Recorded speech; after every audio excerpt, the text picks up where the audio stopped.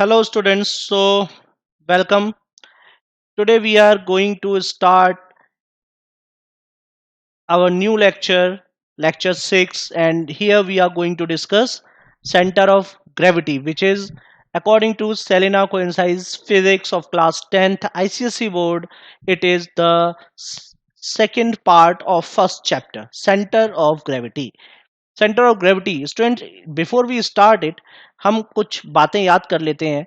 जैसे आप लोगों ने नाइन्थ क्लास में Newton's universal law of gravitation पढ़ा होगा। Newton's universal law of gravitation नाम तो सुना है इसका। अरे न्यूटन को नहीं जानते तुम लोग, कैसी बातें कर रहे हो? न्यूटन को सब जानते हैं भैया। Newton's universal law of gravitation, ये लॉ क्या कहता था? दिस लॉ स्टेट्स, कुछ तो स्टेटमेंट होगी, चलो इस स्टेटमेंट को गोली मारो, समझो बात को। यहाँ पर ये कहता था कि अगर दो बॉडीज के पास मास है, जो कि हमेशा होता है, तो वो एक दूसरे पर एक अट्रैक्टिव फोर्स लगाएंगी जिसका फॉर्मूला होगा Gm1m2/d²। याद आया? कुछ कुछ तो चमका होगा ऐसे कि अगर ये बॉडी m1 मास की है, ये बॉडी m2 मास की है और इनके बीच का सेपरेशन d है, तो ये दोनों एक दूसरे को अट्रैक्ट करेंगी, है ना? ये बात न्यूटन ने बताई थी। समझ में आ गई बात? तो न्यूटन ने बताया था कि कोई भी दो बॉडीज जिनके पास मास होता है वो एक दूसरे पर अट्रैक्शन का फोर्स लगाती हैं। समझ में आ गई? और हम सबको पता है कि हमारी अर्थ के पास बहुत सारा मास है। भाई अर्थ भी तो एक बॉडी है, बहुत बड़ी बॉडी है, तो इसके पास मास है। अपने मास की वजह से अर्थ भी हम सब पर एक फोर्स ऑफ अट्रैक्शन लगाती है। और जो अर्थ का फोर्स ऑफ अट्रैक्शन होता है बच्चों, उसे हम क्या कहते हैं? उसे हम कहते हैं gravity. So earth attracts every particle towards its centre by a force of gravity. ठीक है। और यही फोर्स ऑफ ग्रेविटी जो होता है पार्टिकल के वेट के इक्वल होता है। यानी तुम समझो बात को, अगर तुम्हारा वेट 60 किलोग्राम 60 न्यूटन है, तो इसका मतलब अर्थ तुम पर क्या कर रही है? 60 न्यूटन का फोर्स ऑफ अट्रैक्शन लगा रही है। सिंपल सी बात है भाई। जितने फोर्स से अर्थ अपने चारों तरफ अपने सरफेस पर या सरफेस के आसपास वाले पार्टिकल्स को अर्थ जितने फोर्स से अपने सेंटर की तरफ अट्रैक्ट करेगी, वही उन पार्टिकल्स का वेट होगा। तो अब क्या है, हर एक पार्टिकल, कितना भी नन्ना मुन्ना राही देश का सिपाही पार्टिकल हो, लेकिन अर्थ हर पार्टिकल को अपनी तरफ अट्रैक्ट करती है, अपने सेंटर की तरफ। इसके लिए वो उस पार्टिकल पर अर्थ फोर्स लगाती है, और यही फोर्स फोर्स ऑफ ग्रेविटी होता है, जो कि उस पार्टिकल के वेट के इक्वल होता है। अब समझ में आ जानी चाहिए बात। तुम मस्ती मस्ती मत लेना, समझना कि ये जो फोर्स ऑफ ग्रेविटी है, यही उसका वेट है। तो यहां से बात क्या समझ में आ गई? यहां से ये बात समझ में आ गई होगी आपके कि इसका मतलब हर एक पार्टिकल जो अर्थ के आसपास है, अर्थ के सरफेस के आसपास है, उस पर अर्थ क्या कर रही है? फोर्स लगा रही है, और इसकी वजह से हर पार्टिकल का कुछ ना कुछ वेट होता है। अब वो वेट कितना है ये मैटर नहीं कर रहा है, यहाँ पर वेट है, यही अपने आप में बड़ी बात है, क्योंकि वहीं से सेंटर ऑफ ग्रेविटी का जन्म हो जाता है। तो हम बस यही समझते हैं कि वेट है, it is more important than कितना वेट है। ठीक है। तो अब भैया इतना वेट मतलब हर एक पार्टिकल का कुछ ना कुछ वेट है। तो अब कोई भी बॉडी है, you know every body is made up of some particles, तो हर एक बॉडी पार्टिकल से मिलकर बनी होती है। तो ये जो बॉडी आपको यहाँ दिखाई गई है, ये बॉडी भी क्या है? पार्टिकल से मिलकर बनी है। यहाँ दिखाया गया है ना, ये देखो, ये रहा। जैसे एक पार्टिकल, इसका वेट W1 है, W2, here W3, W4, W5, W6, W7, W8। Getting my point? तो ये एक बॉडी है, और इस बॉडी पर ये पार्टिकल्स हैं, और भी बहुत सारे होंगे, तो उन्होंने इतने दिखाए हैं बुक में। ठीक है। तो इन सब का पार्टिकल्स का अलग अलग वेट है। अब एक बहुत डेंजरस बात आ गई दिमाग में ये बात आ गई कि छोटी सी बॉडी में भी बहुत सारे पार्टिकल्स होते हैं, यू नो बिलियंस और ट्रिलियंस से भी ज्यादा होते हैं। तो how are we going to calculate the weight of the body? क्योंकि भैया अगर किसी बॉडी पर बहुत सारे पार्टिकल्स हैं और आपको बॉडी का टोटल वेट निकालना है, तो आप क्या करोगे? उन सारे पार्टिकल्स के वेट को सम अप करके तो निकालोगे। तो प्रैक्टिकली बात ये आ गई कि क्या इतने सारे पार्टिकल्स को सम अप करना पॉसिबल है? How can we sum up the weight of all the particles? कैसे पता करोगे भैया? एक छोटा सा, मतलब मान लो एक सोडियम का एटम लेकर उसको नाप रहे हो, तौल रहे हो, मेजर कर रहे हो। How how will you do this? मतलब सोडियम का एटम थोड़ी ना हाथ में आ जाएगा, कैसी बातें कर रहे हो तुम भी? तो बेसिकली बात क्या आई यहाँ पर कि you can not do this with each and every particle present on the body. So now the question arises, how do we do this? तो हम कैसे करते हैं वो समझते हैं यहाँ पर भाई। तो हम बहुत ही सिंपल काम करते हैं। हम क्या करते हैं, हम ये मान लेते हैं कि एक्चुअली एक बॉडी पर ऐसा पॉइंट है G, जिस पर इन सारे पार्टिकल्स के वेट का रिजल्टेंट वेट एक्ट कर रहा है, और वही क्या हो गया? वही बॉडी का वेट हो गया। यही W क्या हो गया? Weight of body. कुछ समझ में आई बात? वेट ऑफ बॉडी क्या हो गया? जो उस पर बहुत सारे पार्टिकल्स थे उनको अलग अलग तो स्टडी कर नहीं सकते थे, तो वी सपोज्ड कि एक पॉइंट जो है जी है बॉडी पर, जिस पर कि उन सारे पार्टिकल्स का सम एक्ट कर रहा है। But now the question is, ये जी पॉइंट जो है ये हम कैसे मानेंगे, जिसको अभी हम बताएंगे कि कैसे मानना है। बट फिलहाल इसी जी पॉइंट को हम सेंटर ऑफ ग्रेविटी कहते हैं। अंडरस्टूड? इस जी को ही क्या कहते हैं? Centre of gravity. Clear? Now ये जो सेंटर ऑफ ग्रेविटी है, इस सेंटर ऑफ ग्रेविटी को समझने के लिए कि हम कैसे सेलेक्ट करेंगे कि जो हमारा पॉइंट है वो कौन सा होना चाहिए, उसके लिए हम क्या करेंगे, उसके लिए अब हम जरा यहाँ पर समझेंगे कि ये जी पॉइंट का सिलेक्शन कैसे करें। ऐसे ही थोड़ी ना है कि उठाया आपने जी, अपने मन से कुछ भी मान लिया कि हाँ भाई रैंडमली ये रहा जी, ऐसे नहीं मान सकते। तो अब इस जी पॉइंट के बारे में जरा समझेंगे, तो कैसे सेलेक्ट करना है। तो एक्चुअली सेंटर ऑफ ग्रेविटी वो पॉइंट होगा जिस पर बॉडी बैलेंस हो जाए। समझ में आ रही है बात?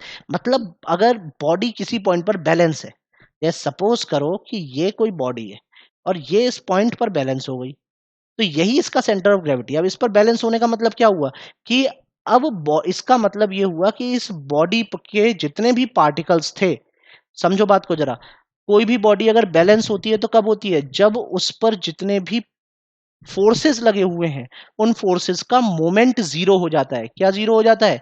मोमेंट। जिस पॉइंट के अबाउट फोर्सेस का मोमेंट जीरो जीरो होता है, याद आना चाहिए प्रिंसिपल ऑफ मोमेंट्स। क्या होता था कि अगर ये कोई बीम है, यहां पर ये बैलेंस्ड है, तो इसका मतलब एक फोर्स अगर ये है, एक फोर्स ये है, तो इन दोनों फोर्सेस का इस पॉइंट के अबाउट अगर मोमेंट इक्वल एंड अपोजिट है, तो रिजल्टेंट मोमेंट क्या हो गया? जीरो। इसीलिए तो बॉडी बैलेंस हुई। अगर F1 का मोमेंट ज्यादा होगा तो बॉडी F1 की डायरेक्शन में घूम जाएगी, अगर F2 का ज्यादा होगा तो F2 की डायरेक्शन। बैलेंसिंग कंडीशन क्या है कि F1 और F2 दोनों के मोमेंट इक्वल एंड अपोजिट होने चाहिए, ताकि वो एक दूसरे के इफेक्ट को कैंसिल कर सके। समझ में आ रही है? एक दूसरे के इफेक्ट को क्या कर सके? कैंसिल कर सके। प्रिंसिपल ऑफ मोमेंट्स में पढ़ाया था ना ये। यही बात यहां समझने की है बेटा। इसी बात को यहां समझो और थोड़ा सा अच्छे से समझो कि सेंटर ऑफ ग्रेविटी क्या हुआ? वो पॉइंट हो गया जिसके अबाउट ये जितने पार्टिकल्स यहां दिख रहे थे ना तुम्हें, ये वाले ये पार्टिकल्स जो थे, इन सारे पार्टिकल्स के जो वेट थे, weight is also a force ना, तो सारे पार्टिकल्स के वेट का जो सी पॉइंट जी पॉइंट है, इस जी पॉइंट के अबाउट जो मोमेंट था वो जीरो हो जाए, तो जी पॉइंट को सेंटर ऑफ ग्रेविटी कहेंगे। मेरी बात समझ में आई? मतलब जी पॉइंट सेलेक्ट करते टाइम पर हमें क्या ध्यान में रखना है कि जी पॉइंट पर बॉडी बैलेंस हो रही हो, जिसकी एक ही कंडीशन हो सकती है कि the moment of all the forces about point G must be zero. Clear? समझ में आ गई बात? तभी तो बैलेंसिंग होगी। तो यही बात बस आपको यहां समझने की है कि जी सेंटर ऑफ ग्रेविटी कैसे डिफाइन करना है आपको। Centre of gravity is a point on a body about which the moment of all the weights of particles is zero. Clear? अब इसमें आगे समझते हैं कि बुक में उन्होंने और क्या क्या समझाया है। ठीक है, तो देखो यहां क्या कह रहे हैं वो ये कह रहे हैं कि ये सारे पैरेलल फोर्सेस दिख रहा है आपको, W1 W2 up to W7 W8 जितने भी दे रखे हैं सब पैरेलल हैं एक दूसरे के, सेम डायरेक्शन में vertically downward toward the centre of earth act कर रहे होंगे। ठीक है, तो इन सबको आपने, क्योंकि पैरेलल फोर्सेस हैं, सपोज करो 10 फोर्स लगाया आपने ये इस डायरेक्शन में, ठीक ठैंग ठैंग लैंग लैंग, ये 10 फोर्स लगाए parallel to each others in the same direction, तो इन 10 की जगह एक फोर्स नहीं लगाया जा सकता, जो कि इन 10 के मतलब जितने भी हैं ये काउंट कर लो, 1 2 3 4 5, अच्छा भाई आधे ही रह गए।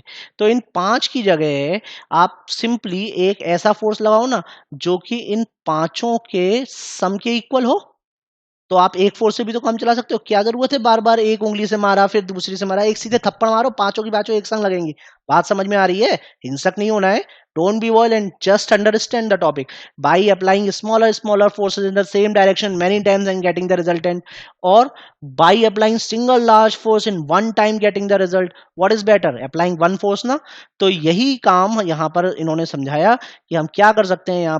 यहाँ पर हम इन सबको सम अप करके और इनकी जगह एक वेट W ले सकते हैं। W is equal to W1 plus W2 and so on. Clear? ये देखिए W is the total weight of the body. Now the question arises where should the weight act. मैंने आपको बता ही दिया कि वेट कहाँ एक्ट करेगा भैया, G पर। क्यों करेगा? क्योंकि G पर मोमेंट्स जो हैं W1 W2 वगैरह उन सबका जो रिजल्टेंट है वो कितना है, 0। देखा 0 यहाँ पर चमका, ये रहा 0, देखो दिख गया ना, this is 0।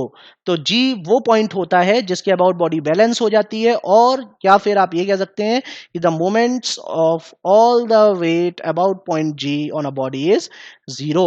So here we can define now centre of gravity. तो सेंटर ऑफ ग्रेविटी क्या है? Centre of gravity of a body is a point about with the algebraic sum of moment of weight of all particles constituting the body is 0। ठीक है, क्या मतलब आया? The centre of gravity of a body is a point about which the algebraic sum of moments of weights of all particles constituting the body is 0। इसका मतलब कि किसी body को बनाने वाले, कॉन्स्टिट्यूट करने वाले पार्टिकल्स का वेट्स का मोमेंट का सम, एल्जेब्रिक सम, क्योंकि एक वेट तो नहीं है ना, बहुत सारे वेट हैं, उनके अलग अलग मोमेंट आएंगे, कुछ एंटी क्लॉकवाइज आएंगे, कुछ क्लॉकवाइज आएंगे। तो एंटी क्लॉकवाइज वालों को एक तरफ सम करना पड़ेगा, क्लॉकवाइज वालों को दूसरी तरफ सम करना पड़ेगा, और फिर ये जो दो सम थे ये एक दूसरे के इक्वल एंड अपोजिट आए, तो रिजल्टेंट क्या आ जाएगा? एक प्लस का आया, एक माइनस का आया, एक सम एंटी क्लॉकवाइज आया, एक सम क्लॉकवाइज आया, दोनों इक्वल आ गए। तो क्लॉकवाइज वाला माइनस का, एंटी क्लॉकवाइज वाला प्लस का, तो रिजल्टेंट क्या हुआ? 0। तो 0 रिजल्टेंट हो गया। तो जिस पॉइंट के अबाउट रिजल्टेंट 0 आ गया उस पॉइंट को आप क्या कहोगे? Centre of gravity. डेफिनेशन ये लिखी है, यहां से आपको लर्न करनी है। आई होप कि आपको समझ में आ गई होगी। Still if you find some confusion you can ask. Okay, the entire weight of the body can be considered to act at this point however the body is placed। body कैसे भी रखी है फर्क नहीं पड़ता, उसका सेंटर ऑफ ग्रेविटी ही वो point है जहां पर उसका पूरा का पूरा वेट एक्ट करेगा। समझ में आ गया? ये पॉइंट क्लियर होना चाहिए बिल्कुल। कुछ इंपॉर्टेंट पॉइंट्स हैं नोट्स के, वो देख लेते हैं। पहला point, position of centre of gravity of a body of given mass depends on its shape और the mass distribution in it. It changes if the body is deformed. समझ में आई ये बात? सिंपल सी बात है। सिंपल सी बात क्या है? सिंपल सी बात ये है कि अलग अलग शेप की बॉडीज का सेंटर ऑफ ग्रेविटी अलग अलग होता है। इसका मतलब मास डिस्ट्रीब्यूशन पे डिपेंड करता है। मतलब आपने जो पार्टिकल्स थे उनका अरेंजमेंट कैसा किया है। आपने बॉडी ट्राइंगुलर बना दी है, रेक्टेंगुलर बना दी है, रॉड बना दिया है, सिलेंडर बना दिया है, कोन बना दिया है, स्फीयर बना दिया है, lamina बना दिया, whatever you have made with the particles, how you have distributed the mass uh, along the body, along overall body, on that particular thing the center of gravity depends। तो अलग अलग shape की bodies का centre of gravity अलग अलग होता है। समझ में आ गई?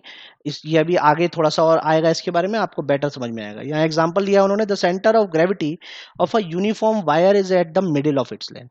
सिंपल है, आप टेंशन ही मत लो। आपके हाथ में पेन होगा ना, पेन को बैलेंस करके देखो। अगर सिंपल पेन है डॉम्स का जो आता है तो उसे बैलेंस करो और देखो कि वो आपके हाथ में किस पॉइंट पर बैलेंस होता है। अब आप पेन को मिड से पकड़ो, वो फटाफट बैलेंस हो जाएगा, तो इसका मतलब मिड पॉइंट ही उसका सेंटर ऑफ ग्रेविटी है। बात समझ में आ रही है ना? सिंपल सी बात है।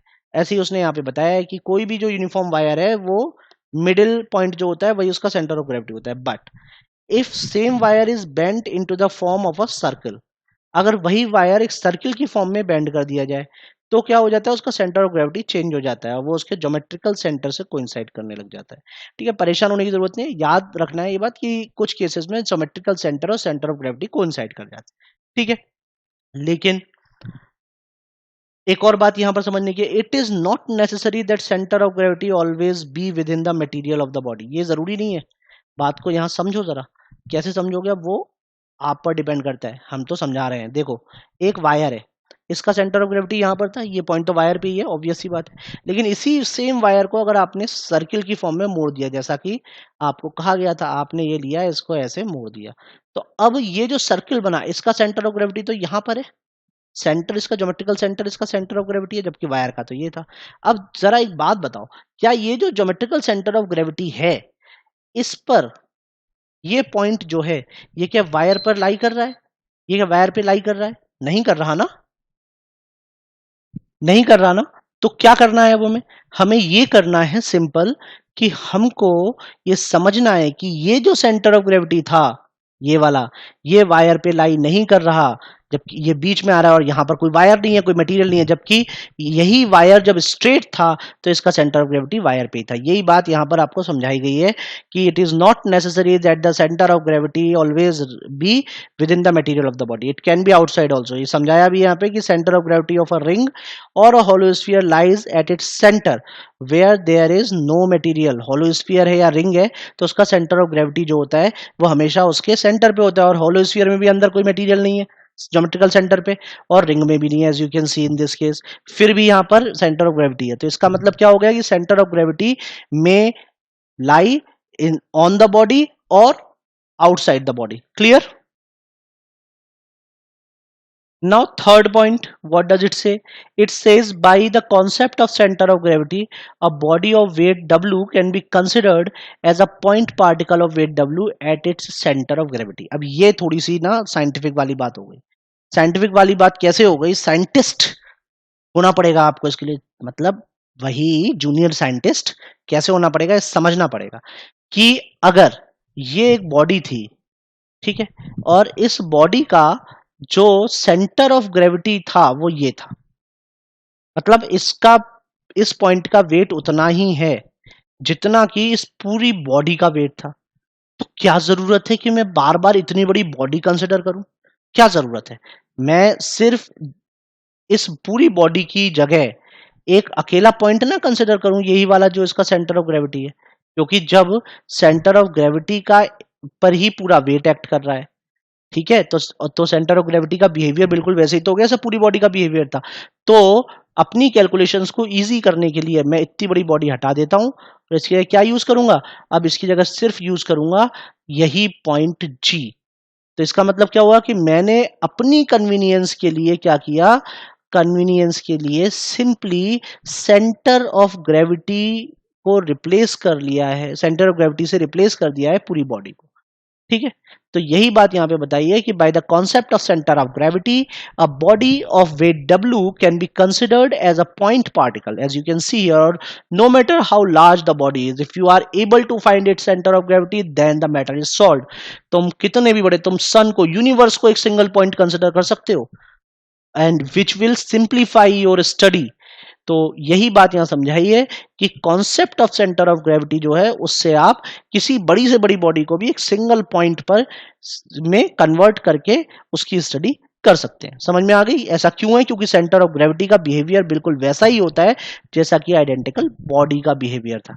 समझ में आ गई? आइडेंटिकल मींस करेस्पॉन्डिंग बॉडी, इस सेंटर ऑफ ग्रेविटी के करेस्पॉन्डिंग जो बॉडी थी उसका बिहेवियर था। क्लियर? अब कुछ स्टैंडर्ड सेंटर ऑफ ग्रेविटीज हैं जो आपको याद करने पड़ते हैं, तो ये आपको लर्न करने पड़ेंगे। जैसे रॉड का जो सेंटर ऑफ ग्रेविटी है वो उसका मिड पॉइंट होता है, सर्कुलर डिस्क का ज्योमेट्रिकल सेंटर, सॉलिड और स्फीयर का भी ज्योमेट्रिकल सेंटर, सॉलिड और होलो सिलेंडर जो है उसका mid point on the axis.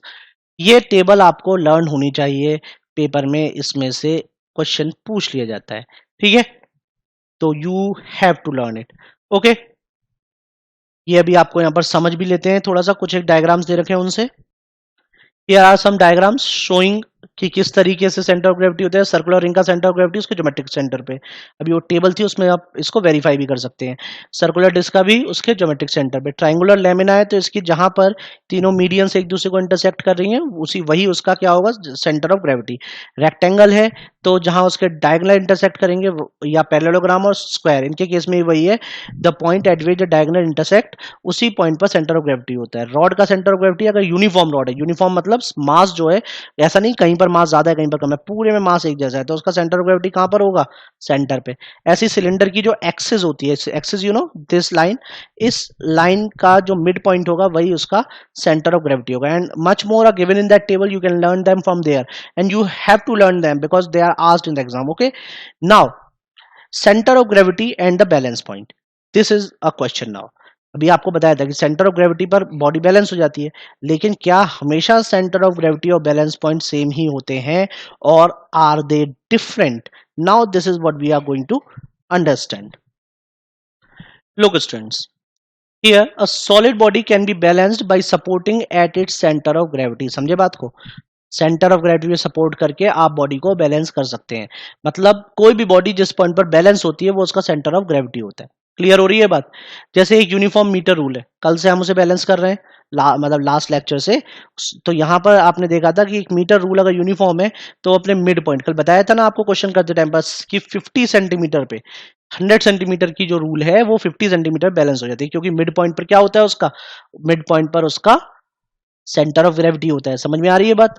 इसी तरीके से अगर आप एक स्क्वायर को लें तो स्क्वायर जो है जहां पर उसके दोनों डायगोनल से एक दूसरे को इंटरसेक्ट कर रहे हैं, उस पॉइंट पर अगर आप स्क्वायर को, स्क्वायर लेमिना, लेमिना मीन्स होता है प्लेन, ठीक है, तो स्क्वायर प्लेन को अगर आप उस पॉइंट पर बैलेंस कराते हैं जहां उसके दोनों डायगोनल इंटरसेक्ट कर रहे हैं, तो स्क्वायर आराम से बैलेंस हो जाएगा। ये आप कर भी सकते हैं। वो देखा होगा आपने, वो फुटबॉल हाथ में लेकर ऐसे घुमा देते हैं, है ना, कॉपी लेकर घुमाते हैं, तो वो वाला जो केस है, आप कॉपी को लें, कॉपी को उंगली पर बैलेंस करने की कोशिश करें। अगर कॉपी स्क्वायर या रेक्टेंगुलर कॉपी है तो अगर आप उस पॉइंट पर अपनी उंगली से सपोर्ट देते हैं, जो पॉइंट कैसा है, जो पॉइंट उन दोनों डायगोनल्स का इंटरसेक्शन है, जैसे सपोज कीजिए कि ये आपकी कोई नोटबुक है, ठीक है, अब इसका एक डायगोनल हो गया ये, है ना, ये एक डायगोनल हो गया ये, इन दोनों डायगोनल का ये इंटरसेक्शन हुआ, तो अगर आपकी उंगली इस पॉइंट पर सपोर्ट दे पा रही है तो it will be balanced, provided कि इस पॉइंट पर होना चाहिए। अगर यहां सपोर्ट करोगे तो कोई फायदा नहीं है, यहां करोगे तो भी कोई फायदा नहीं है। You have to support at this particular point G, only then the body will be balanced. Clear? Now next देखते हैं क्या कह रहा है वो। So here it is saying कि when a body is freely suspended from a point, it comes to rest in such a position that its center of gravity lies below the point of suspension. मतलब हमेशा जो centre of gravity होता है किसी भी body का, centre of gravity जो होगा वो हमेशा कहाँ होगा, उसके पॉइंट ऑफ सस्पेंशन पे होगा। मतलब ये अगर पॉइंट ऑफ सस्पेंशन है एस, तो जो सेंटर ऑफ ग्रेविटी होगा वो इसके नीचे ही कोई पॉइंट होगा, लेकिन अब नीचे तो बहुत सारे पॉइंट है, इनमें से कौन सा है ये कैसे पता करेंगे? तो उसके लिए यहाँ पर ये तरीका समझाया, determination of centre of gravity of a irregular lamina method of balancing, balance using plum line. Plum line क्या होती है? प्लम लाइन एक थ्रेड होती है जिस थ्रेड से एक वेट, छोटा सा वेट बंधा रहता है ताकि वो थ्रेड एकदम स्ट्रेट रहती है, ठीक है। इसमें तरीका क्या होता है, देखो, कोई इरेगुलर लेमिना लिया, इरेगुलर लेमिना मींस कोई भी रैंडम शेप का एक प्लेन बॉडी ली, उस प्लेन बॉडी में 3 होल बनाए, ए, बी और सी। पहले उसे ए से लटकाया, बॉडी को ए से सस्पेंड किया और फिर उस पर प्लम लाइन लगा दी। तो प्लम लाइन लगाने से क्या हुआ कि प्लम लाइन जो है वो आपने लगाई, मतलब यहाँ पर ड्रॉ कर दी एक बॉडी के ऊपर, ठीक है। This is how you have drawn, okay, मतलब वो धागा लगाया और धागे को लेकर या स्केल लगाया वहां पर और एक लाइन ड्रॉ कर दी बॉडी पर, okay. Now you again suspend the same body at point B, again you make a line by the same method, then you suspend the body at point C and make the same line, like 3 lines you have made by using plumb line, ठीक है। और ये तीनों line जिस point पर intersect कर रही हैं, यही पॉइंट क्या होगा, it will be the centre of gravity of this body. समझ में आ गई? It will be centre of gravity. यही बात यहाँ पर एक्सप्लेन की गई है कि इरेगुलर लेमिना को किस तरीके से आप उसका सेंटर ऑफ ग्रेविटी पता करेंगे। रेगुलर के तो हमें स्टैंडर्ड पता है कि रेक्टेंगल है तो डायगोनल का इंटरसेक्शन, रॉड है तो मिड पॉइंट, और सर्किल है तो उसका ज्योमेट्रिकल सेंटर, लेकिन इरेगुलर में तो कोई भी शेप हो सकती है तो हमें नहीं पता होता। तो उस केस में हम इस तरीके से 3 अलग अलग पॉइंट से बॉडी को सस्पेंड कराते हैं और उसके बाद उनकी जो प्लम लाइन की डायरेक्शंस होती हैं वो एक पॉइंट पे इंटरसेक्ट जरूर करेंगे और वही पॉइंट उसका सेंटर ऑफ ग्रेविटी होता है। क्लियर? ये नोट स्टूडेंट्स बहुत इंपॉर्टेंट है। कह रहा है कि कोई भी बॉडी स्टेबल इक्विलिब्रियम में तब होती है, यानी बॉडी बैलेंस्ड, सबसे अच्छी बैलेंसिंग फॉर्म में तब होती है जब उसका जो सेंटर ऑफ ग्रेविटी होता है वो लो होता है, यानी सेंटर ऑफ ग्रेविटी जितना लो होगा बॉडी उतनी अच्छी बैलेंस्ड होगी। दिस इज द रीजन कि आपने देखा होगा कॉनिकल बॉटल्स जो होती हैं उनकी जो शेप होती है उसमें हमेशा जो बेस होता है वो बड़ा बनाया जाता है, ताकि बेस में ज्यादा मास एक्वायर होगा, और जितना बेस में हैवी वेट होता है, जितना मास ज्यादा होता है, उतना सेंटर ऑफ ग्रेविटी नीचे की तरफ आ जाता है, and lower the centre of gravity more stable will be the body. इसीलिए अगर आप इस बॉडी को लोअर से क्रॉस सेक्शन पर बैलेंस करोगे हो तो जाएगा, लेकिन उतना अच्छा बैलेंस नहीं होगा, जरा सी देर में ही इसके अनबैलेंस होने के चांस होंगे। लेकिन इसी को अगर आप यहाँ पर रखोगे तो बैलेंस्ड होकर काफी अच्छे से बैलेंस्ड रहेगा ये यहाँ पर, और इजीली नहीं गिरेगा। समझ में आ रही है बात? So that's it for today students. In the next lecture we will start new things and also discuss some of the problems from the exercise. You please solve the exercise. There is no numerical, I think, in this exercise. So exercise of this chapter of this part you can solve. And then if you find any doubt in the exercise, you can post it to me. I will answer them. Okay, student, that's it for today. Thank you.